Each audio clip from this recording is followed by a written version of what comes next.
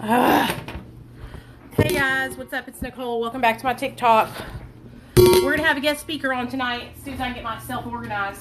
How about that chicken Alfredo I made last night? No? Gosh, Nate.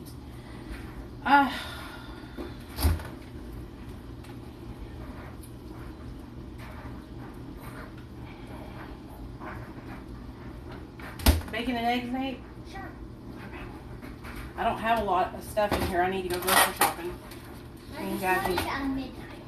A midnight snack. Hey everyone. Actually, this isn't My son just wants a midnight snack. Blunts. Did you see what I did? I ended the live stream by accident. I totally ended Dr. B's live stream by accident. Such a dumb ass. I wanted to get up there and talk about Suboxone and recovery so bad and just let everybody know it's okay to be on Suboxone. And the next thing I know, bam, I ended the stream. How? I pressed end like an idiot, not thinking. You are an idiot. I know. I hope nobody was needing to talk anymore. Yes. Yeah, that's because I'm dumb. I totally shut the whole stream off. Sorry, guys. Wait, so you like shut the whole everything? I shut the whole stream off. Why do you have the opportunity? Because I have the power. I have the power. Because I just have the power. What do you have the power of? I have the power to end the stream. Because I'm the boss. I'm a boss. Wait, you're Quick and easy. Quick and easy. Mom, Yes, son. have you ever gone to heaven? No. You know that. Why? I just haven't. Me and Nate went seeing a movie today. It was really good. Blah, blah, blah. Okay, It son. was 10 seconds. And here you go. It was 10 seconds. Do you want ketchup on your egg? Yes or no? Wait, let me think. Yes. You do? Okay. Bacon and eggs is always a good thing to eat, you know? Boop. There you go. Do I have to bring it up? You have to bring it up. Bacon and schnegs. There you go. Okay? Now, I don't want to hear another peep out of you. Got it? Yeah. Okay, guys. So, I got a guest speaker coming on tonight. I hope she's ready because we're going to do it whether she's ready or not. Okay, let me see if she's on yet. Recovery Meme Queen. Nope, she's not on yet. Okay. We went and saw Boss Baby. The new Boss Baby. It was good. The Recovery Meme Queen is supposed to be coming on. I don't know her real name. I don't think I've ever even asked her. Yes, I'm just a loser like that. Okay, it's hot down here, so we're gonna get out of here and go upstairs. Dude, my stomach is so backed up, you guys. Like, I feel like I'm constipated today. Oh, mercy. Whew. Okay, we'll sit in the bathroom because it's cooler up here. So, hopefully the Recovery Meme Queen will come on so she can tell her story.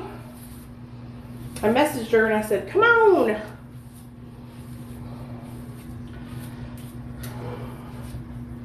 Yeah, I have lots of Miralax. My husband has to take it every day because he's like what's her face? Chrissy. He's got poop problems. Hey Beamer, what's up, honey?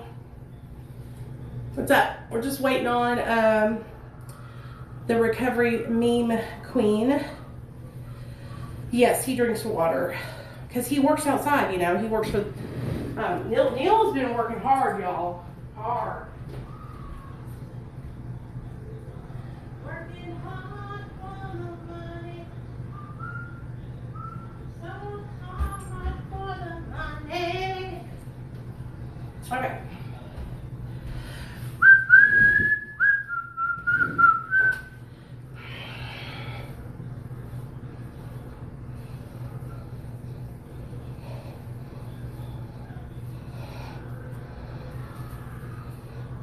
New visitor. He is doing really good. I'm really proud of him, Colin. Thank you for recognizing that. I'm proud of him too. Where's this chick at? Hey, do me a favor. Somebody go message the Recovery Mean Queen. Tell her come on. Hey, Roland, what's up, honey? We're just waiting on our guest speaker.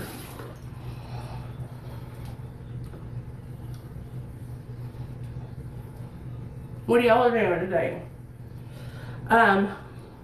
Thank you, Colin. I just went up on Dr. B's channel and was talking about how we always look at ourselves as either failing or succeeding. And a lot of us who are on MAT were like, oh, well, if I'm not getting off of it, then I'm not succeeding. And that's just not the case. You know, some people might need medication-assisted treatment for the rest of their life. And there's nothing wrong with that. You know what I mean? Hey, Brandy. I'm being lazy too, girl.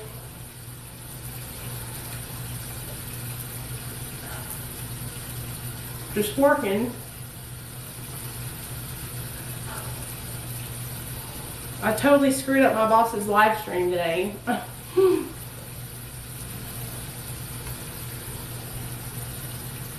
Hey Danielle, what's up? It's me, it's me. What do you mean you can't believe it's me? What do you mean? It's me. Y'all are hilarious.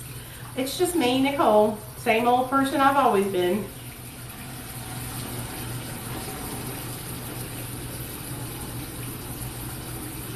How fast what, buddy? Yes, Brandy, I screwed up and shut the stream off by accident. I sabotaged it. Dumbass. I'm fired.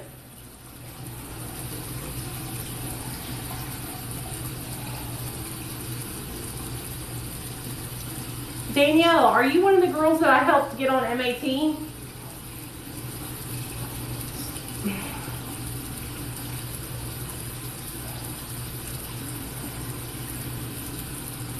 I appreciate it though. That's nice for you guys to say those compliments. Jennifer, I got your secret just so you know, and the only reason I haven't posted you guys' secrets, he's tired, you guys. He works really hard. He was up at like 6 o'clock this morning. I was calling him this morning because he works, he is over a methadone clinic in Hollywood, and so that's where he goes on Monday mornings. And then he comes to the office, the office that, his office. So he works really hard. And he's getting old, you know, he ain't no young, he's not a young stud anymore. He's like over in his middle 50s, I think, like 54, maybe, 52. So.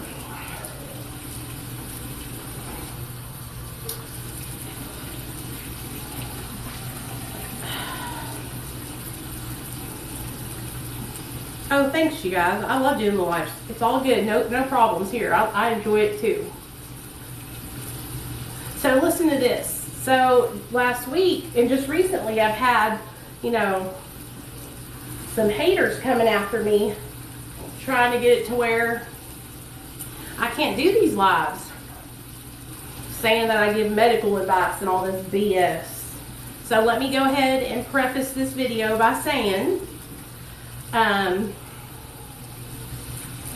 hey, Sober Facts, been worried about you, man. I hope you get back on track.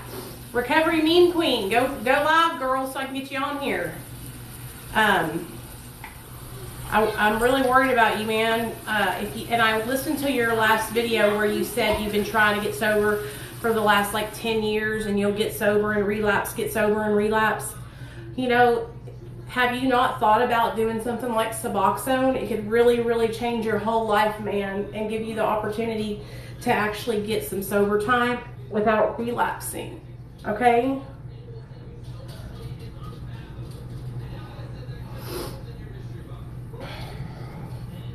Well, one of my haters says she's sending her attorney over, so we're just waiting for that, y'all.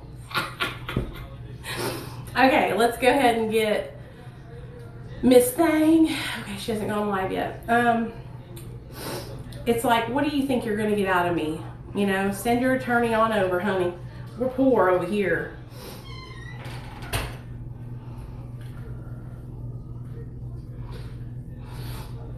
Yeah, so here's the thing. Every time I go live, this is what we're going to do from now on, you guys. I'm going to say, you guys, this is not medical advice. This is just me sharing things that have worked for me and my own personal experiences over the years.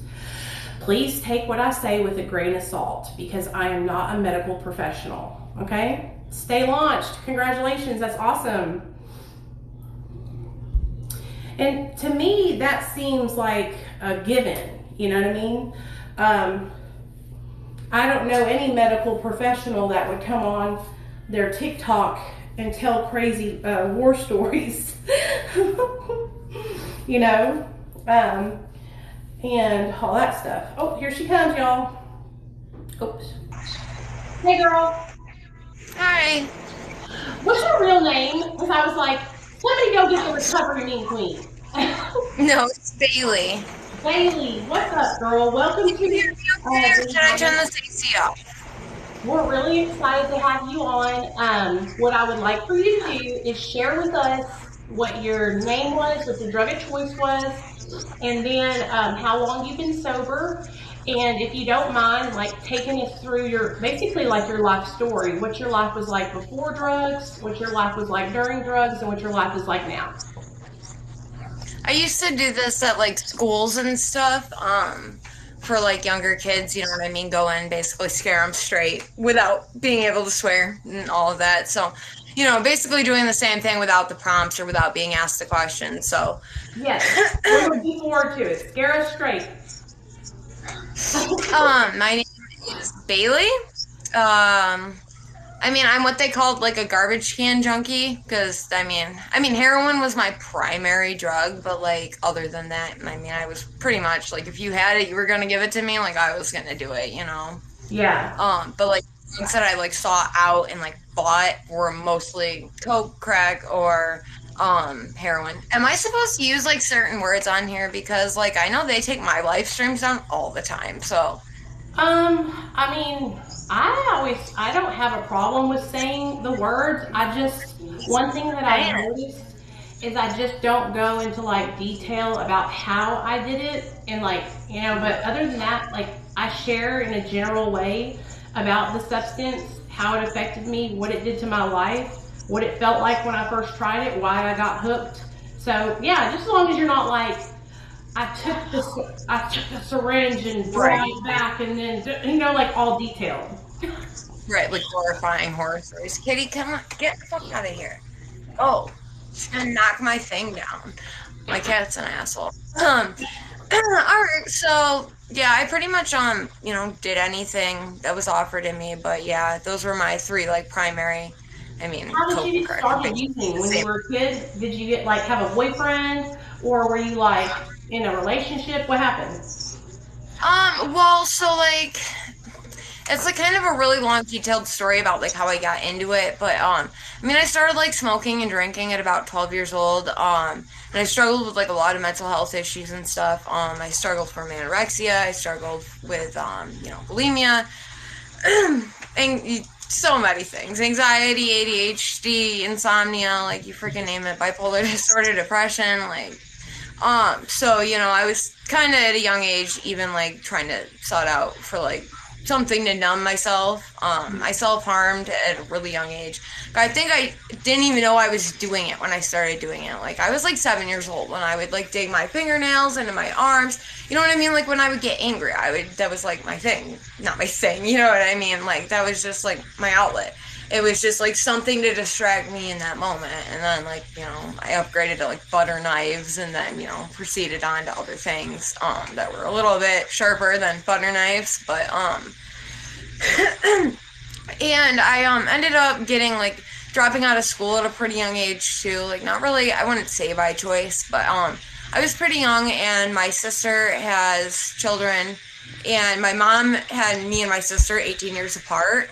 So like her kids are like me and my nephew were 2 months apart because my mom at 43 years old and my sister at 17 were pregnant together and had us 2 months apart. So I'm his aunt and he's 2 months younger than me. We were in school together, very small town, graduating class of 55. So like everybody knew, you know what I mean? He didn't call me Aunt Bailey or anything, but and then she had 2 younger children, and I don't know. I was like 7 years old when she had my niece, and I kind of ended up somehow taking on the responsibility of babysitting at that age. And then she ended up having my nephew when I was, I think, 13.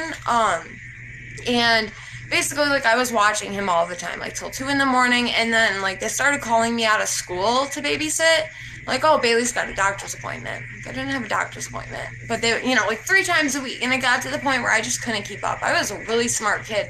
But without being taught and only going to school 2 days out of the week, you know what I mean? It was really hard to keep up. And by, I think it was like 11th grade, I didn't pass the first year, and they wanted me to do it again. And when I was 15 years old, my best friend was hit by a train. Hey, can I ask you a question? Like, what was going on with your parents? Were your parents not married? Were they not taking care of you? My parents separated when I was like 2 years old, and my dad, he married a woman who just really wasn't too fond of me, and my mom was just an enabler. She, you know what I mean? I think she just wanted me to be happy, and she was old. My sister and my brother are 18 and 14 years older than me. She thought she was done parenting. Okay. You know what I mean? Like, here I am, like, mistake of the day, mistake of the freaking decade, you know what I mean? Now you're stuck with another kid, and you're older, and it just, you know, I think she was just at the point where it was like, whatever, like, do your own thing. I mean, Right. She worried at some point. It's like, you know, when I was sneaking out, climbing out windows to go drink at 4 a.m. and hanging out with bad people, she started to worry. Like, she would go crazy. Like, she'd smell, like, weed smoke in my room. I had one of those, like, slidey locks, and, like, my mom, 5'1", like 90 pounds, kicked my door open, and this like little metal piece from the lock like shot across the room and almost hit someone in the face. It's like, bro, you gotta calm down. I mean, looking back now, I understand. To you acting out and using. She didn't know what to do. Did your brothers Even and with sisters? she didn't. Did the kids she had before you do drugs or get high? So my sister turned out pretty good. She's what? Oh, sorry, that was my phone. Hold on, let me shut this off. I'm crying. So it won't, because it kept on giving me my notifications. Sorry about that. So, the brothers and sisters, did they use drugs and alcohol? What? Did your brothers and sisters use drugs and alcohol? So my sister, not so much. My sister's more of a gambler. My mom was a gambler as well. And my father, he, you know, was like into freebase and coke when, you know, that was a thing more, you know, before we started smoking crack. So like the addiction came more from him. Same with like mental health. My mom had a lot of mental health issues she would just refuse to deal with. And my brother, yes, he did. He dealt with like a lot of stuff. He lost a friend also at a very young age, like I did. And he, you know, he was more into like Oxycontin and stuff. I'm not sure if he ever went to like the whole heroin phase, but I know his girlfriend did, who used to babysit me. So like, you know, my mom dealt with him, and he was angry too. And honestly, like, I haven't seen him in a long time. He moved, you know, and I get that. That's what I had to do. I had to leave. This small area where I grew up, there is nothing. The nearest Walmart is 30 minutes. The nearest mall is 60 minutes away. And the nearest McDonald's is 20 minutes away. Like, we were in the middle of nowhere, and that's what kids out there do. They do drugs. You know what I mean? Like, the town I grew up in wasn't as small, but it was a smaller town, and so you were either doing sports or cheerleading, or you were getting fucked up. You know what I mean? Yes. School cared about sports so much. So, like, they would cut art classes, but yet they could still afford to send the soccer team to, East Bumfuck, wherever, and buy them new jerseys every year. I played volleyball, and we had, like, 10-year-old jerseys that were just, like, stinky and, stained and gross. Yeah, that's how my school was, too. So, okay, so what I'm hearing you say is that, when you were a kid growing up, you didn't have like really a stable upbringing. Like your mom was kind of trying to do the best she could. I was basically raising my sister's children at that point. So, like, I didn't really get to be a child. I was an adult from a young age. Even before that, my mom worked a lot. She'd work doubles. I'd be home by myself. I started cooking at, like, 3 years old. That sounds ridiculous. But, like, both of my parents were cooks. So, even if it was me standing on a bar stool next to my dad cooking eggs on the stove, like, I was learning to cook very young. So, like, I could always pretty much take care of myself. You know what I mean? It's just, like, not ever having anybody there around me.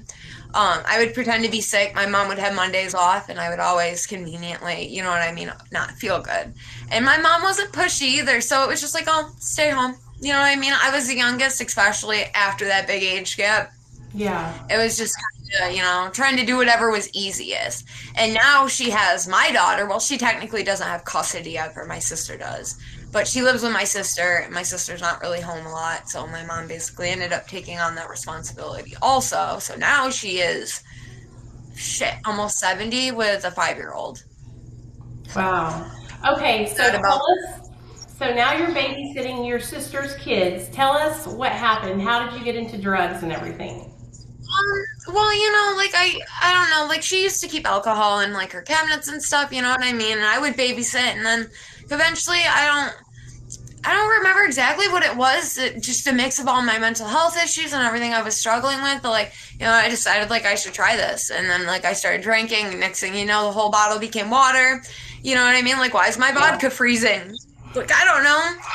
And her son also, so, like, I started hanging out with bad kids. Oh, duh, I'm sorry. I don't know, like, I actually think I have, like, brain damage just from, like, all the abuse and stuff that, like, I've dealt with, and, like, my memory is garbage. So, at 14, I had ankle surgery. I had this, like, weird rare thing where, like, the blood stopped flowing properly and the bones started dying.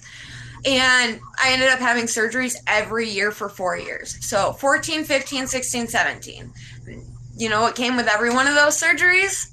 Lots of painkillers. Yeah. And you didn't even realize that, like, I was taking them the way I was supposed to at first. And then all of a sudden it was like, I don't feel good. And, like, people were coming to hang out with me because they knew that, like, I just had surgery. You know what I mean? Small town. It's not a big surprise. Somebody had surgery. They're going to have Vicodin or Percocets, So, like, older kids kind of sought me out, started hanging out with those kind of kids. And then my friend died at 15. She was hit by a train, not, like, suicide or anything. She was mooning the train. Like, she was just screwed up. They had been doing all sorts of drugs. She was on, like, ecstasy and acid. They had been smoking crack and drinking all night, you know what I mean? So she was just thought it would be funny to moon the train. And we live in the middle of nowhere, lots of deer, lots of woods, trees fall on the tracks. So sometimes trains have plows on them, and that plow sticks out 3.5 feet on either side. This girl weighed 90 pounds. So when this plow hit her and she was facing the opposite direction, and it sucked her under because she weighed so little, and trains have like an undercurrent. There was somebody with her who basically witnessed her explode. And this kid, like, we didn't see him for, like, a year. And, even when we did, he was still, like, all screwed up. Like, and at 15, I didn't believe that it happened. I was with her other best friend. There were 3 of us, and we were really close. And, like, we didn't even believe it. I thought it was, like, a prank. Like, I thought she was sitting next to the person, like, BSing me. You know what I mean? And it's like, dude, that's not funny. Called someone else who lived right next to the railroad tracks, and he was like, you didn't hear? And, like, total, like, it took me a long time to even come to the reality that it happened. I couldn't delete her from my phone. You know what I mean? It was, like, almost like a sick joke at that age. It was like, oh, you never deal with kids dying. Like, at that age, especially. It's not like it was an overdose or anything, you know what I mean? Like, it was just so random. So it took a long time to come to terms with it. I think after that, sorry, I don't talk about this a lot anymore. It's okay. I have no reason. I don't live in that area anymore. You're doing a great job, girl. We understand. You have every reason to be sad. I mean, that's tragic, you know? So like after all that, it was just kind of like, you know what I mean? Like I made the mistake of telling my counselor that I was suicidal because I feel like everyone has to make that mistake once to know not to do it again. Yeah. You know what I mean? It's like, are you feeling like injuring yourself? And you're sad. You're like, yeah, like I am. And then it's just like off to the psych ward with you. Yeah. You know, and you have to learn that sadly the first time around to not make the mistake again. So, you know, like they tried to throw me in the mental hospital. Then they found out that I was on drugs because they toxed me. I think I had like Suboxone in my system, which, you know, at that age, it was like I could take a quarter of a strip and be like throwing up off of it. Yeah. And like I started hanging out with those kids and they taught me there were other routes to doing these drugs as well. So like then, you know, especially considering I was in pain and just everything else, it was like whatever. So like I started snorting them. And, you know, I think I ended up dropping out of school because like it was just too much with everything else going on. And my sister's son was prescribed Adderall, the oldest one who's 2 months younger than me, and he stopped taking it for like a while. And it was in the cabinet and it disappeared. And then it ended up found in the school with K2 in it and Kaylee's backpack, the one who got hit by the train. So like, that ended up being a thing where it was like all of us sitting there and it was like, who did it? Like, it had his name on the script. We were stupid. We were young. We didn't take the label off. You know what I mean? So, like, obviously they're both, like looking at me because I was, you know what I mean, the rebel, I guess, of the group. So that was kind of, like, where my parents started finding out about all the stuff that I was dealing with. And, like, they just didn't know what to do. My mom was older, and it was like, oh, you know, maybe we should just take her to the hospital, you know. Sat there for 48 hours in a paper suit. You know, they didn't do anything for me. And then I got, like 17, I started hanging, maybe 16. I was hanging out with this guy that I was really attracted to, and, you know, he was into drugs and stuff, and he, at the time, was shooting heroin. And, like, I would cry, like, why are you doing that? Like, he would do it right in front of me, and, like, he kind of, like, friend-zoned me for a long time, and then, you know, eventually, like, he decided to make me his girlfriend, and at the time, he was doing heroin, and then my friend was over one day, and, like, I don't know if she actually meant it, or if she was just being, like, snarky, but she was like, why don't you try it? And, you know, I was like, why don't I? Like, I want to know what the big deal is. Why is it so important to him that he can't stop for me? You know what I mean? So I did, and it was over. It was game over, you know? One is too many, and 1,000 is never enough. What was it like? I was just done. The first time you did it? The first time you did it, what was it like? How did you feel? How did it affect you? First time I ever, like, used, like, intravenously, like, somebody else did it for me, and it wasn't heroin. It was Vicodin, which I don't know if you've ever shot, like, miscellaneous drugs, but it does not go well. It doesn't mix up well. You can, but you should not. You should absolutely never do it. It will destroy your veins. It's all Tylenol. Yeah. So, like, you can, like, filter it and stuff, but it's still, you're going to get a bunch of crap, and it clogs up really easily. And I had bad veins to start. Like, I would try to donate blood and stuff, and it would just never work because my veins were just awful. I had, like, those, like, tiny surface veins, and they'd always be like, drink more water.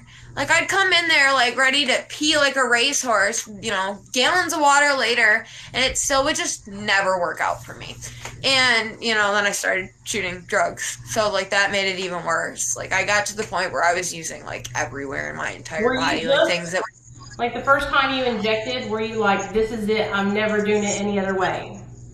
Not really, like, for, like, the Vicodin, but, like, as soon as I did heroin, absolutely, yeah, that's, you know what I mean? I've been in situations where it's, like, use a dirty rag with somebody else, or do it, you know, start it some other way, whatever, do it some other way, and, you know what I mean? Like, I would always take that riskier option, because, like, it doesn't compare. I think, what is, like, the nasal, what is it, bioavailability? It's, like, 2% or something like that. Yeah. You know what I mean? It's not the same. No, it's totally not the same. And that's what I try to tell everybody. I'm like, once you start injecting, it's like, it's got you. Like, you're not in my temples, in my palms, in my feet, in my belly, in my neck. You know what I mean? Like, I had no veins, and I would sit there for hours, sick, crying, instead of just doing it some other way because it felt like a waste. You know what I mean? Like, oh, it was so frustrating, even looking back on it. And every man I've ever been with, men usually have pretty good veins. Yeah. Let's face it. You know, it was like one hit done. And he would be all stupid high, nodding out, talking some dumb stuff to me, and I wanted to kill him. I wanted to kill him. It was so annoying. It was like, get away from me. Like, I need to do this. Like, I'm angry. I'm sick. I don't feel good. Like, get out of my face. Right.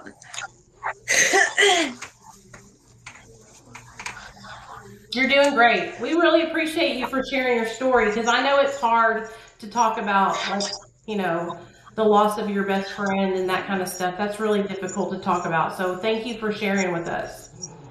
Yeah, absolutely. I've gotten a lot better at it. You know what I mean? Like, I remember my first time going to a high school and, like, just total meltdown. And all the kids were pretty supportive, you know what I mean? But still, it took a little bit of, you know, doing this to get used to sharing so much of my life with people without, you know, trying to have an emotional reaction.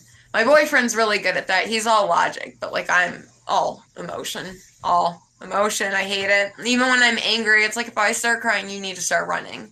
Me too, girl. Like, I'm not, you know, it's like, I'm not crying because I'm upset. I'm crying because I'm probably about to cut your head off. I'm super emotional too, so I totally understand. So, okay, so you started shooting heroin. Now, how did your addiction progress? How quickly did it progress and get super out of control? So I only really shot heroin for like 6 months after that. And then we started doing Suboxone because we had no money, and that was free. And it was prescribed to him. Now, at the time, I was on my dad's insurance, high deductible plan. It was going to cost like $325 for me to get a script. So we just split his. And then we did that for like 4 years. And then I got pregnant. And basically the doctor, like, it's crazy because they told me not to quit. They were like, basically, you know, I tried to get a script. I just couldn't afford it at the time. So, you know, and they told me not to quit cold turkey because it's detrimental to the baby. You know, so it was just to put me in a position that was really screwed up, and I just didn't know what to do. And I lowered myself to like 1 milligram a day, but she still ended up having withdrawal symptoms. And because I wasn't prescribed it, they still ended up taking custody of her once I gave birth to her. So 5 years later, I'm still in the process. COVID made it so hard because it's such a small town. There are 2 judges. You want to know what those judges do? They do felony court, family court, custody court, you know, support court. Like, they do it all. You know, so like, it's really crappy because like when that court shut down, they just didn't do anything unless it was an emergency. If you've got a kid in a, you know, trap house that's starving, obviously they do like videos and like do court still, but my stuff, you know, where the child's in a safe environment and she's not dying, wasn't really that important to them. So like, we're just getting to the point where I think I might be able to get in to, you know what I mean, move to the next step, but it's not like immediate. It's not like immediate custody, even though I've done everything I needed to do, which, believe me, they make you jump through a lot of hoops. Even after I did everything, it's still like, they're going to give me like, maybe they'll give me overnights, but most likely they'll give me unsupervised visits. And then they'll give me, Hold on a second. So were you injecting Suboxone? Well, for a period of time I was, but then when I got pregnant, I just started, obviously, like, that stuff's awful.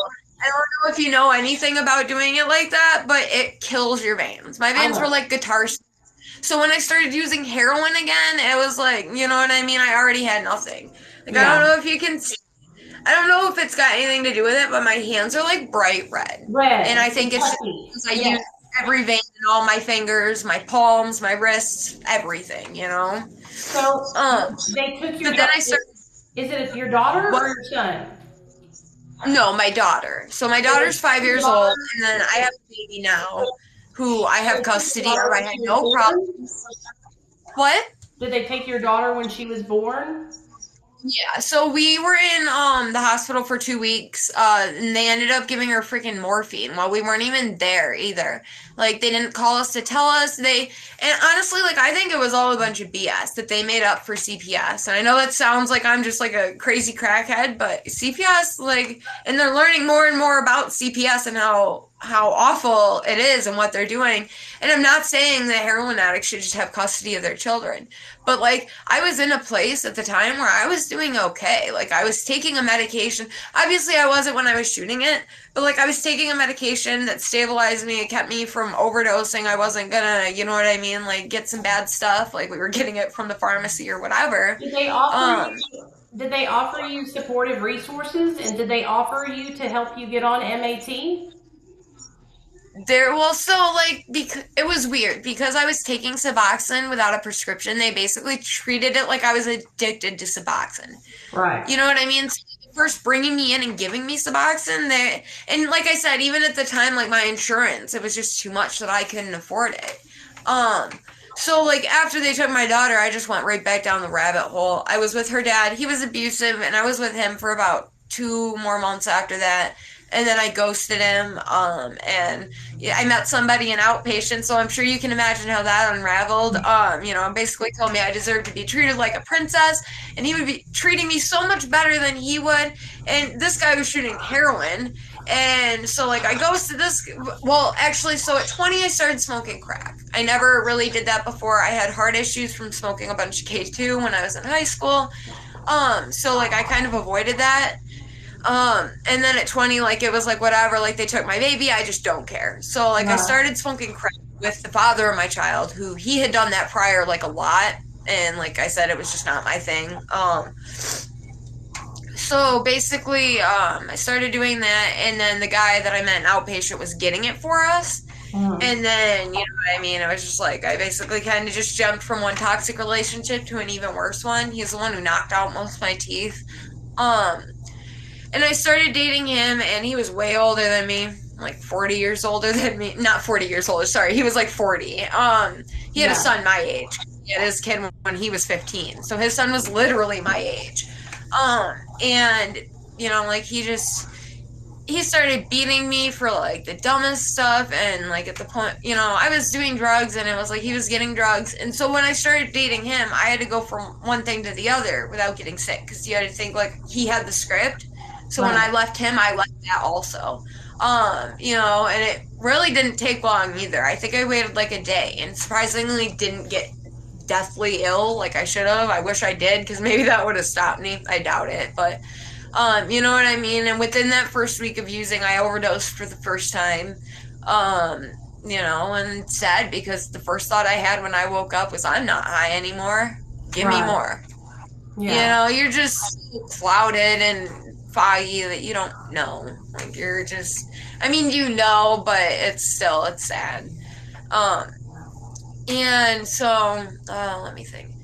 So, like, at that point, like, I don't know, instead of getting better to get my daughter back, I think I just let it get the best of me, and I wasn't ready, and everything that happened after, I'm glad that I didn't have her, but, like, it's like, I wonder if would any of that have happened had they not taken her, Right. This time around, like, we're so much different. Like, I was worried because I still don't have custody of her about, like, how having second baby was gonna go.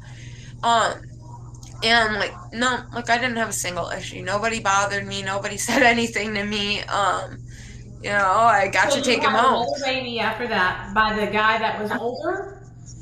No. This is, like, later, like, recent. So, no, I was with him for, like, 2 years. And I ended up having sex with his son because he, I shouldn't laugh about that. It's awful. It really is. Like, I get beat up on TikTok so bad about it. Like, talk about keeping it in the family, man. No, when we're in active addiction, we do stuff like that. Like, I was a hoe girl. He was literally a younger version of him that didn't do drugs. You know what I mean? So, like, he actually had emotions and treated me like a person. You know what I mean? And then his dad was just so awful, he ended up moving back to Delaware, where he was originally from. He came down for, like, a couple of months to stay in New York. He was going to stay longer, but then realized his dad was a raging heroin addict and an alcoholic, and he was like, deuces. So you So, got pregnant by the son? no, I didn't get pregnant. No, sorry. I didn't get pregnant by either of them. The Okay. baby that I have now is only 9 months old. So this is like Oh, still okay. back. I'm 25 now. I have 2.5 years sober. So this was like before. No, I didn't get pregnant. I'm sorry. Okay. I should have specified that. How long did you? No, So, that was recently when I was worried so about you're the baby. still fighting for your daughter then, right? Okay. Sadly, the court was closed for so long, and it's just, you know what I mean? It's been a constant battle, and I've done everything. They wanted me to do parenting classes, complete outpatient, and I did everything. I went to detox, I went to rehab, community residence, halfway houses. You know what I mean? And like when I went to court, the first time to try to get unsupervised visits, I was still taking Suboxone at the time. And basically the judge literally told me, he said, "You really think we're going to let you have your child unsupervised while you're taking Suboxone?" I said, "What? Are you kidding me right now?" That's He bullshit. treated me like I was a heroin addict, and I was just taking these drugs, and I was just nodding out, burning myself with cigarettes all day. Like, no. And so, like, being such a small town, biased, you know, there's 2 judges, and like I moved a little bit away from there. So I live in New York, and that's like I'm in Buffalo, New York now, so I'm like an hour and a half away from where my mom is, my daughter. I still see her every week. You know, but I couldn't be in that area. I would have never stayed sober. I'd be dead. I've overdosed like 30 times. It's an absolute, like, it baffles me that I am still here. Why did you finally get sober? Like, what was your rock bottom? So like my second rock bottom wasn't nearly like as bad. So like the first time I got sober, so like I was with that guy, you know, whatever, things got really bad. We were homeless.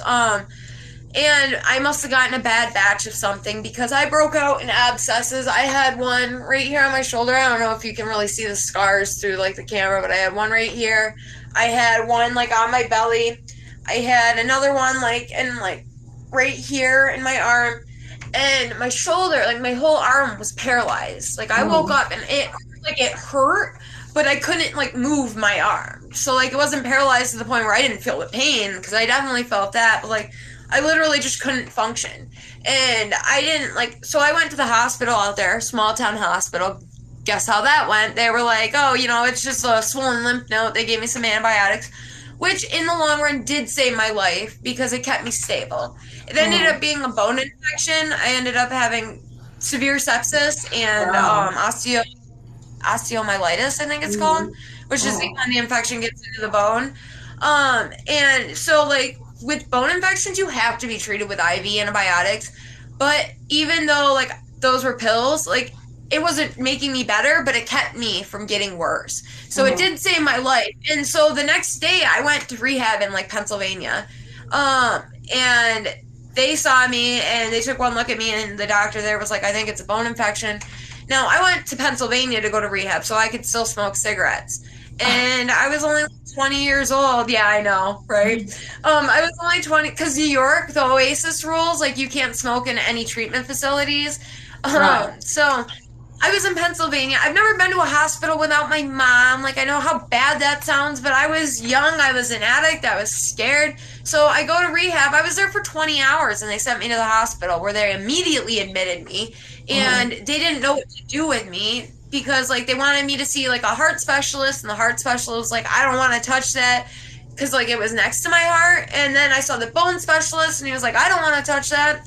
And because I had New York State insurance, they wouldn't transfer me to the Pittsburgh hospital, but they also wouldn't send me home. So they literally suggested I left against medical advice and had somebody take me where I wanted to go, which is what I did. They ended up putting me in surgery within like the next 4 days. So when I had left, my boyfriend, who was also in rehab, the bad one at the time, the older one, that was beating the crap out of me, he left with me. And he came to the hospital with me, and they let him stay there with me. Well, they were toxing me, and I had heroin in my system, and I tried to blame it on the Oxycontin they gave me for my surgery, but, like, they're like, "No, like, it was heroin. Like, you know, we can test for it. We're not dumb." And so they had the RPD, Rochester Police Department, search all my stuff, and they ended up finding all our rigs and everything. So they kicked him out of the hospital because they knew he was the one bringing me the drugs, which ultimately ended up saving me. You know what I mean? I would have never gotten away from him had it not been for that, and that gave me the time alone that I needed to realize, like, you know, and I was sober, I was clearing up, it gave me the time I needed to realize, like, how crazy the last 2 years of my life had just been. I was literally sleeping in a tent in the woods, like, in the middle of nowhere, and, like, I'm scared of everything. I'm scared of deer. Like, they make that weird, like, noise. Oh my God. And I was camping one time. I had to wake my boyfriend up. I was like, what is that? He was like, it's the deer. I was like, are you sure? Like, I've never heard a deer make that noise before. He was like, it's a fucking deer. Go back to bed. So how did you get sober? Like, what do you do? How do you stay sober now that you got sober? The first time, I ended up relapsing on my 8-month anniversary. Apparently, I had some sort of reservations. I had a friend, I don't know if you saw the video, that I actually just had to block because she's just refusing to get sober. She signed off the rights to her kids. She basically knew she would never get better for her child. And so, like, so it was my 8-month anniversary, and I decided I should celebrate. And I was only going to do coke, but as a heroin addict, that's a joke. I had to have a way to come down, and when you're a heroin addict, you cannot just do an upper and be done with it. Because if I do an upper and I don't have anything else, I'm going to spaz all night. I'm going to need more. So, you know, in my head, like, I thought that I was just going to do one drug, and obviously ended up doing another. And then it was, I'll stop after the weekend. And then within the next, like, couple of days, I overdosed in my dad's bathroom. And he found me, and I asphyxiated. When they found me, I had, like, only 80% oxygen. And, like, my veins are so bad, every time I go to the hospital, they have to either give me Picks or, like, that time they gave me a central line in my groin. They convinced me I needed it. They stitched it into my crotch. And then they didn't put anything in it. They didn't even put saline in it. After they did all of that, telling me how sick I was. So they Narcaned me, like, 5 times, and, like, you know, like, I came to realize I was in my dad's living room and how bad, like, I just fucked up. And they flushed my drugs, which made me even more angry. So, like, I spent the next 3 days detoxing, only to try to figure out how, you know, find my friend's drug dealer so I could get more. And it just progressed from there. And after about, like, 3 months of that, I finally just decided to go get better. You know, like, there really wasn't, like, a rock bottom for me that time either. That's what's crazy is, like, I mean, like, I told my dad I was getting Suboxone. He'd give me $20 a day. You know what I mean? It kept me unsick. I was working. I was getting more money than that. So, like, I was using, you know what I mean, at least 2 to 6 bundles a day, depending on my income, or, you know, depending on how much coke I bought, pretty much. But, you know, so, like, I don't know. I just decided to get sober. I decided I didn't want to do this again. Oh, actually, so they had, like, this detox in Rochester. It's a walk-in detox where you just show up, and if they have a bed, they let you in. If not, you come the next day. Or they have a place next door that helps you get into, like, a long-term place, like, you know, a 28-day. And they didn't have a bed for me, so I went to the next place next door. And while I was there, I had just finished doing my drugs at like 7, and it was 10 o'clock, and I'm getting sick. And I'm thinking, like it's just dope sick.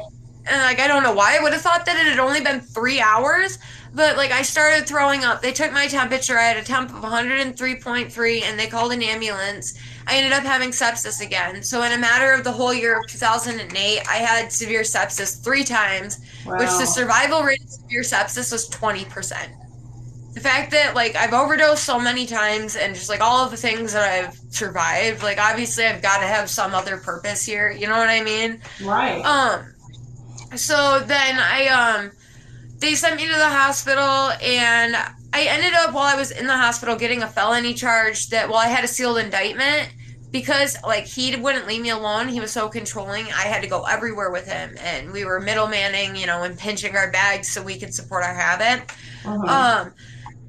And basically, they were a confidential informant, you know what I mean? And it took a year. I was better. I was in the hospital. I was like 6 months clean at the time. And they issued a warrant for my arrest, which meant I'd have to go from the hospital to jail. I had a crater in my chest. It took 9 months for this to heal. And even though the jail nurse was my cousin, you really think they were taking care of it? No, they slapped a Band-Aid with Neosporin on it, and I was packing it. You know what packing is, I'm assuming, where you have to stuff stuff in it? Yeah. Just for me to go there and, like, it wouldn't heal right because, and, so, like, I was in rehab and I went septic again because this got infected.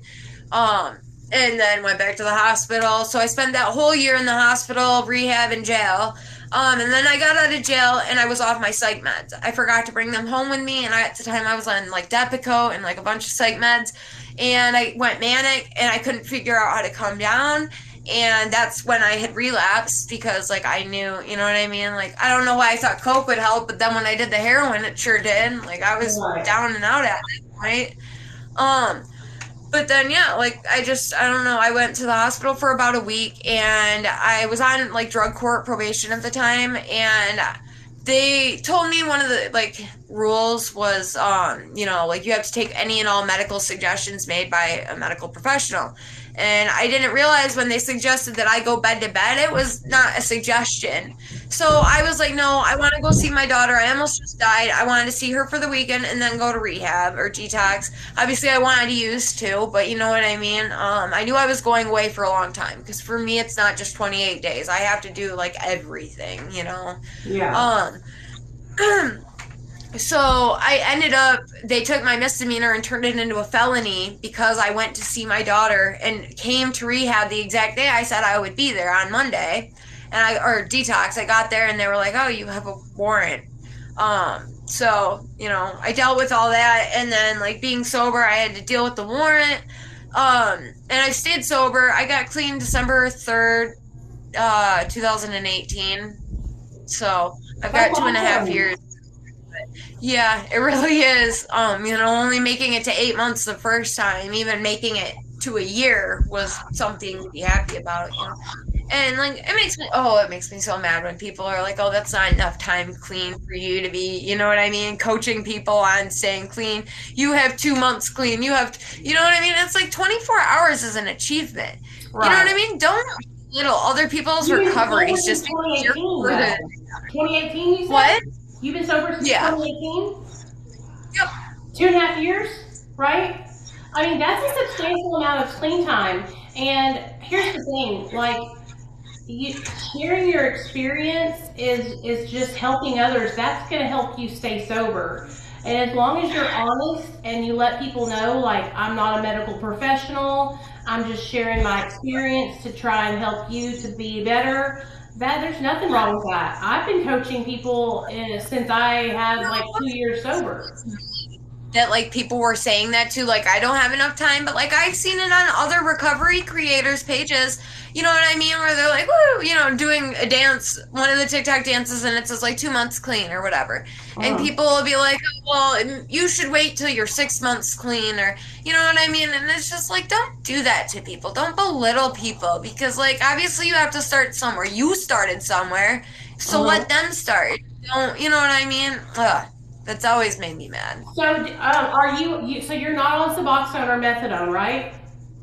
No, I was, but then I came off of it. I had to go through my pregnancy while I was on it, because I couldn't just stop taking it with the baby. But then, like, I was breastfeeding and stuff, so I came off of it afterwards because I tapered.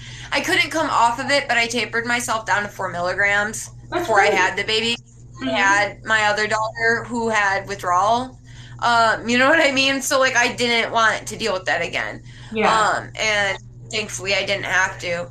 He was only there for like 5 days, and every baby is different. They told me this story about this one woman who was on like 24 milligrams of Suboxone, and she had twins.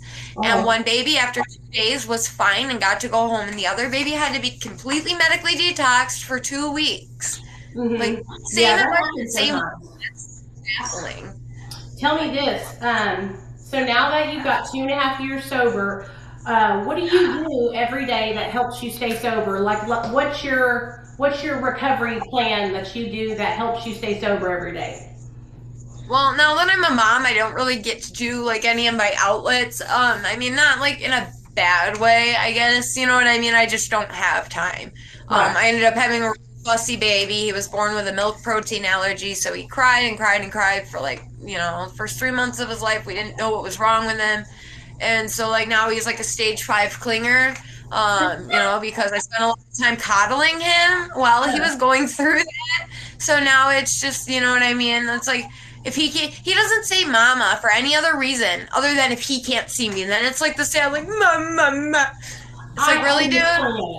I understand. And when I got sober, I had just gotten custody of my son back because my son got taken from me by CPS when I was in my addiction too. And he got taken away from me 2 days before his first birthday, and then I got him back 1 year later. And so what I had to do is I used to go to meetings all the time when he was in CPS custody. But when I got him back, then what I started to do is I transitioned onto having online women's meetings. And so COVID has helped so much with that. If COVID has helped with anything, it has definitely been like, you know what I mean, online, Zoom conference, any of these like AA meetings for people who don't have transportation. Like, don't get me wrong, it was a thing before, but not the way it is now. You know what I mean? Now you can find a meeting any hour, any minute you want. Like, it's just always available. And I think that's such a great thing. That's what Personally, I do, and that's what helps me. And so even with you having your son, like, start your own little like women's meditation group where you have like 6 or 7 girls and you guys meet and do like a Zoom meeting for support. That helps me so much. Like when I wake up in the mornings, I like make my gratitude list for the day. I ask my higher power to help me stay sober that day. And then I make a list of short-term goals that I want to achieve that day. Kind of like my to-do list, but I look at it as like a goals list. And that helps me stay on track because, for a long time, people made me feel inadequate because I wasn't going to outside meetings all the time. But being a mom, I had a lot of responsibility trying to live and learn. I can't even get to the store once a month. I shower once a week. Yeah. How am I going to get to 3 meetings a week or 1 a day? Like, seriously? That's a joke. No offense to anybody who is making that happen. You are phenomenal. You know what I mean? Like, props to you. You are doing it, girl. But, like, I cannot. And me, the online really my thing. And it has given me so much purpose. It saved my life, and now I have a platform, and it's my responsibility now. Right? It's like my schedule. I know I'm going to have speakers on. I know I'm going to do a recovery class on this day, and so it's the best thing that ever happened to me. Tell me this. I know you're working to get back your little girl, and I know that's got to be so difficult to not have custody of her because I know what it feels like to go through that. First with the second baby. Because like I feel about everything I do, holding him as a baby, being able to breastfeed. They ordered me not to breastfeed, not because of the Suboxone, but because I had THC in my system. Oh, wow. Like, that's ridiculous. Nobody's ever heard of that shit. You know what I mean? So like every little like milestone, like I feel bad. Because it's like I didn't get to have this with her and she didn't get to have this with me. You know what I mean? But like I can't change it. The past is the past and I have made my mistakes. And I don't think I would change it because I wouldn't be where I am right now. I wouldn't be helping people. You know what I mean?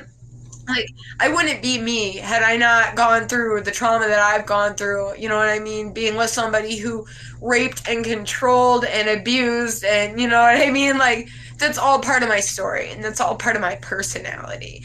And sadly, I mean, it affects things a lot and it affects my relationships with other people. It's been very hard for me to get untoxic myself because obviously I didn't just stand there while he hit me. This didn't happen because I just stood there. You know what I mean? This happened because I jumped on his back or, you know what I mean? Because I would fight back. And I was an addict too. So I was mouthy. You know what I mean? It was like, if I was mad, if he did something to piss me off, I would say something that I would know would get him going. You know what I mean? It didn't take much. I had sex with his son. That's all I had to say. It's like, your son's better than you. Go time. So like I was in love with that like rage and drama too, sadly.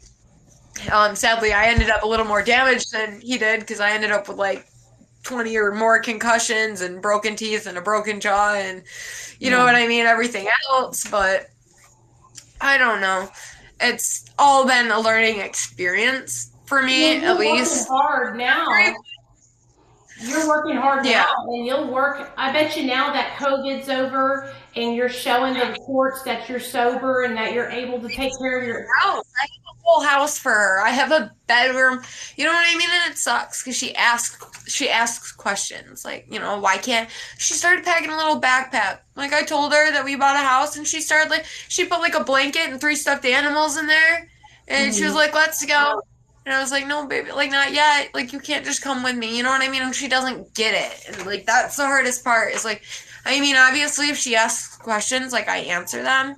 But, like, her dad's not really, like, a huge part of her life either. He sees her, like, once every month or every couple of months. He went, like, a whole year without seeing her before. So, you know what I mean? Like, I'm, like, the sole parent that, like, she knows. And, like, now my boyfriend is pretty good father figure, and it bothers me because it feels like he only comes around when he feels like, what's the word? I don't want to say intimidated, but maybe that's the right word. You know what I mean? It's like, oh, some other man's trying to take my place.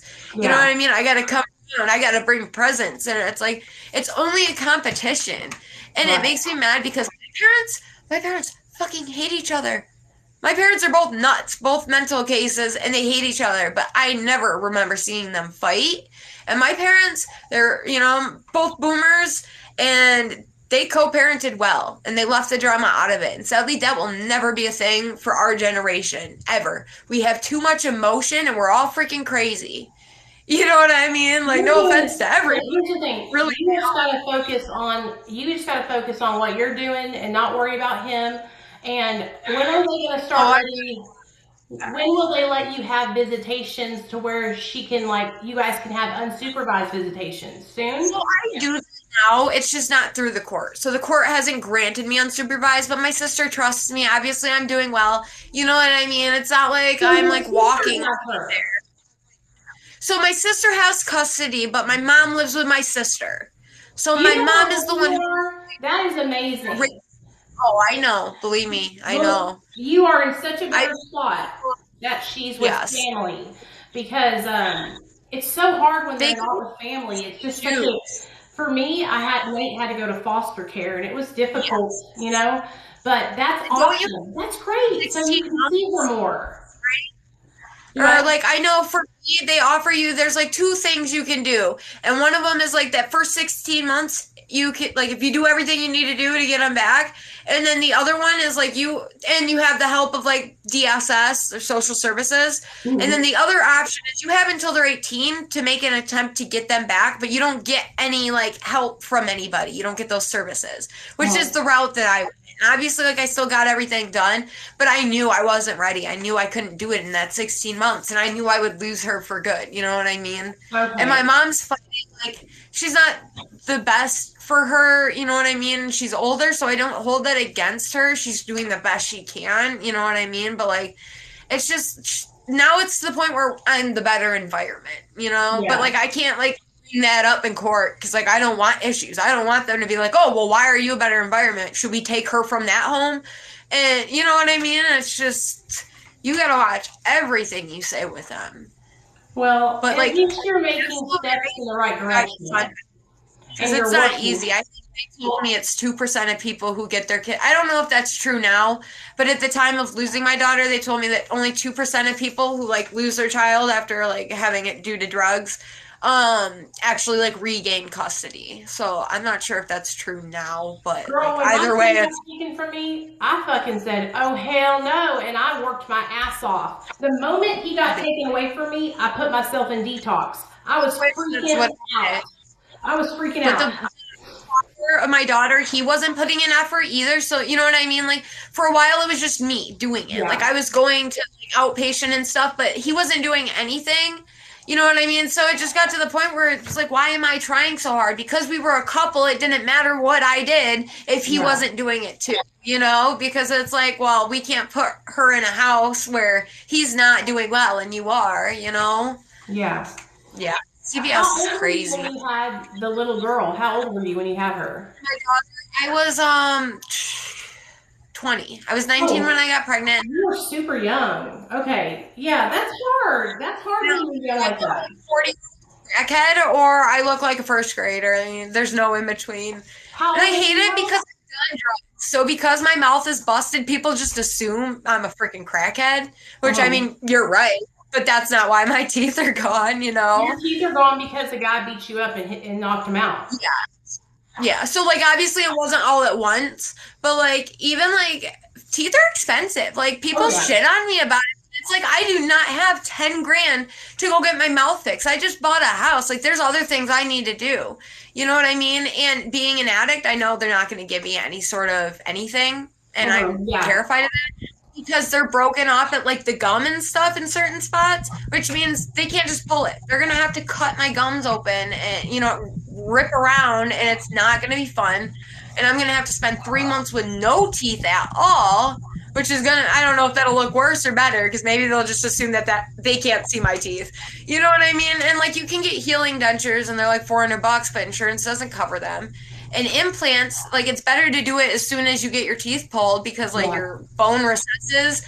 But, like, I do not have that much money. You know what I mean? It's like some person offered to pay for my teeth and then, like, bullshitted me on TikTok. Like, don't do you that. got insurance yet? Do you have insurance now? Insurance, but I have, like, Fidelis Care. You know what I mean? Like, they don't cover that kind of stuff. They'll cover, like, dentures, but they won't cover implants. I don't know. It's just shitty. Like, I'm 25 and I need freaking dentures. I mean, You know what I mean? well, And it's through no to my own because I had great dental care. I had beautiful teeth. I had a perfect smile. Never had just for some asshole to come snap Don't in worry my about it. face. This is what you do, okay? You get yourself in line, you get your insurance taken care of, you get your health taken care of, you get your teeth pulled, you get your dentures done. I'm telling you right now, I put off all that stuff when I first got sober, and do what? I'm surprised I don't touch this again. I have too for so long. I'm surprised. You know what I mean? At this point, like, the dentist blew me off. They were like, "Oh, we have to put the prior authorization in," and then like 2 months went by. I called them. They were like, "Oh, we'll put it in again," and we're still here. You know what I mean? Yeah. So, and then they sent me a message saying that I was due for a cleanup or due for an appointment. I was like, "Are you fucking kidding me right now? You just messaged me to tell me I'm due for an appointment when you guys haven't called me to let me know if you're gonna yank my teeth out." Oh, See if you can, I know that there's places here on TikTok that actually help people get a new smile. really? I've seen Yeah. something like every time I click on the link, it's just like BS. Like, I don't know what it is. It's like one of those Bitsy links, like, and it's like got like There's dental offices here on TikTok that look for people that have their mouths not right, and they want them to, they do their teeth for free, so that way they can videotape it and put it on TikTok. I'm telling you, you should read, I'll send you all these, I know, because I got connections. absolutely, You yeah. know what I mean? And maybe we can get you to help to get your teeth done for free through a dentist on TikTok for, you know, I didn't know that was a thing. It's crazy. And you know, like, your phone usually listens to you, so I'm surprised it hasn't advertised me any. Like, it's advertised stuff, but not like that. There's also, listen to this, girl, there's also these clip-ins that you can get, and it's a mold, and it will literally clip over, and it'll look just like regular teeth. What they're called? I don't know what Veneers. they're called, but it's cheap, and you could just get that for the time being until you can find somebody to help you. But listen, that don't matter. We don't care. You're beautiful no matter what, whether you had teeth or no teeth. The important thing is that you're staying sober and that you're being a mother to your little boy and you're working on getting your little girl back. And that's all that matters. You know what I mean? Yeah. Oh, and as far as coping mechanisms go, obviously before I had the baby, I'm a crafty bitch. So like, when I was in the hospital with sepsis, after I went back, I was in rehab and then I got MRSA and it got the bone infected again. So I had to go back to the hospital and I taught all the girls in rehab crocheted and I didn't get the chance to learn there. So I learned on YouTube in the hospital, you know, started with like making my daughter a blanket. And that became a really big one. And now I have like 10 grand worth of yarn, which is a problem on its own, but we'll talk about that another time. Yeah, like is with the one hook and knitting is with the two. I can't really knit, but like, and I do all sorts of other stuff too. You know, like I paint, I draw. I like those diamond dots things, but it's like very tedious. You know what I mean? That takes a lot of time.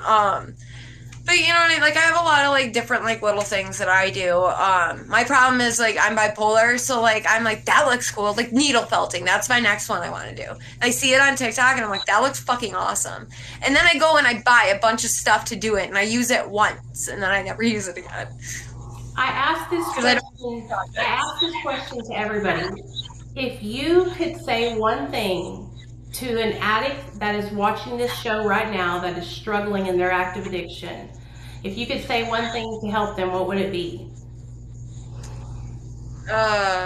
Give me a second.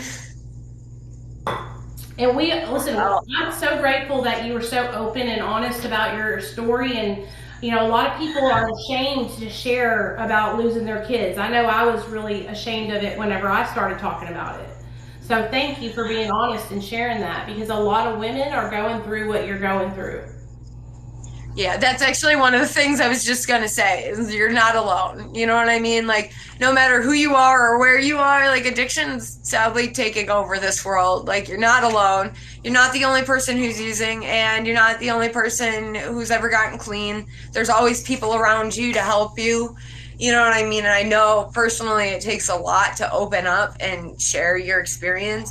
And you don't even have to do that. Like, you could, you know, NA or AA, that wasn't really my thing, but I'm like a weird, like, introvert extrovert. I don't know if you know about like the personality types, but I'm like an INFP. INFP. So like I'm like extroverted when I start talking to people, but like I'm still like a homebody and I don't like to leave my house. You know what I mean? It's like when I get on the phone, I'm fine, but it's making the phone call. Yeah. Fuck, what was I talking about? I'm sorry. See, this is what happens. Like telling the people in the audience that they're not alone. You know, like there's always people everywhere, and you know, like you don't know if NA or AA is your thing until you've tried it at least once. And let me tell you, don't get me wrong, I loved it. You know, it's a group of people that all have been through similar experiences, or even if they haven't, they're just there to listen. And there's free hugs and free coffee and free food. So, you know, like even if you're using, like they don't care if you're high as a kite. I mean, as long as you don't like dance on the tables and make a scene, obviously. But like, you know what I mean? Like, just try it. Like, you never know. And hearing the stories of other people who are sober, like I talk to a lot of people on a daily basis on here that are struggling. And, you know, same situation. I talked to a kid who his mom has foster children, and he can't go to rehab or anywhere because like they notify like CPS or whoever, which I think is bullshit, because if he's going to rehab, he's going to get help. Whereas if you have rules like that, he's going to stay in his house and he's going to keep doing drugs because he's scared there's going to be a consequence for his family members. Like, you know what I mean? So I talked to a lot of people who are in the same situation, and they're just too scared to, you know what I mean, tell anybody what they're going through. But you have to start somewhere, and even if you only have one day, you know what I mean, it's a start.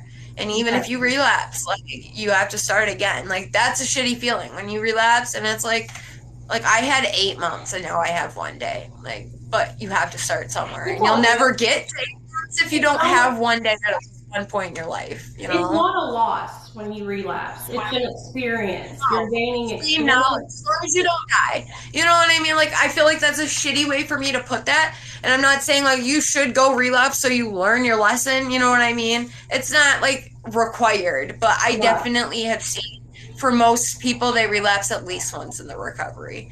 You know, I was pink clouded the first time I got sober, and then I literally just watched my boyfriend's brother do the exact same thing, like literally reminded me so much of myself. But I didn't see it coming, like obviously, or I would have tried to help, but you know what I mean? He like kind of just slowly unraveled in front of us. And so right now he's in a halfway house. He's doing a lot better, but he overdosed a couple of times, and you know, I know I've changed because I wasn't triggered by it. My counselor would ask that a lot. I wasn't triggered. I was angry. We had just had a baby. He relapsed when our baby was 2 weeks old, and him and his brother are best friends. And he just saw the baby for the first time, and he's 10 months old now. And that made me angry, you know? And like, I was disgusted. Like, I don't know. You know what I mean? Just like the thought of doing it again, like the thought of him doing it, it disgusted me. It absolutely repulsed me. And that's how I knew, like, that I'm done and I've changed, because I'm on the other side. And I'm not like judgmental. It's not like, ew, you're a drug addict. I do not feel that. You don't want that for your life anymore. Considering myself and everything that I've gone through, like, people always say, like, I'm glorifying drugs. No, I am not. All I am doing is laughing at my past trauma. I'm laughing at how freaking pathetic I used to be. And the things that I did and the things that I put myself through and allowed to happen to me so I can maintain my addiction. You know what I mean? Like, it's got nothing to do with a lot of people. I'm just mechanism. I laugh for your triggers. So right. If you can't handle a fucking video on TikTok, you need to kick rocks. You know what I'm saying? Like, people say that to me all the time. What if somebody relapses because of one of your stories? Well, they didn't want to be sober. That's why they relapsed. Okay? Yeah. I'm not. It's like when you put people in rehab and they relapse, and it's like they relapse because they weren't ready. You know what I mean? Like, it's not anybody else's fault. Like, don't get me wrong. In situations, other people definitely can enable to the point where it's detrimental. But like, most cases, it's nobody's fault, you know, but their own. Okay, so I want everybody to go over and follow Bailey. Do you mind if I upload this video on YouTube? Because I have a YouTube channel too. Yeah, I was going to ask you, is there a way you can send it to me so I can put it on mine, or I just opened my You have it. When you get done with this video, what you need to do is go to your settings and then go down to live replay. And open that little button up and download it, and you'll have it too. Okay? I've never done the lives with anybody else before. Like, my first live, people just on how to get through it. But y'all go follow Bailey. I'm gonna let you get off here, girl. I appreciate you so much. You did amazing, and we are cheering you on. And we want you to come back and update us when you get your baby girl back in your house. Okay? Yes. And we're all praying for you. And if you need any support or anything, you can always reach out to me, okay? The one thing I have learned is that the recovery family is one of the most supportive families I've ever been a part of. Don't get me wrong, there's always those douchebags, you know what I mean? Like those AA old-timer assholes, but like, you know what I mean? Like, yeah, for the most part, people are supportive. And I wanted to become an addiction and substance abuse and alcohol you know what I'm talking about, counselor. Yeah. I wanted to go to school for it, but it's just, you know what I mean, after having another baby, it's just me finding the time to go. Your support certificate. It's super. I'll send you the information. I was going to ask you questions, but this was your interview, so I didn't want to. But I was going to ask you, like, what method you took to getting your. I'll send you all the information, and it's super easy, and you can get certified, and you'll be on your way. And I'll send it all to you, because a lot of people think they have to go back to school to become a counselor. Every state has a program called peer support specialists. And what it is you can get a job in an emergency room, you can get a job in a treatment center, you can get a job at a outpatient. So I'll send you the information, okay? Advocate, yeah. Okay, awesome. Thank you. Love you. All right, love you too. Have a great night. Thank you for having me. Yes, girl, you got it. Hey. What y'all think of Bailey? I like her. You guys, please say a prayer for her, because I know what it feels like to not have your kids and have, you know, a child taken by CPS. Please say a special prayer for her tonight. Let's offer her some support in our prayers, because it's no pain like not having your child for a mother. So please say a prayer for her. What I'm going to do is I'm going to end this stream and download it, and give me 1 minute and I'll go live again.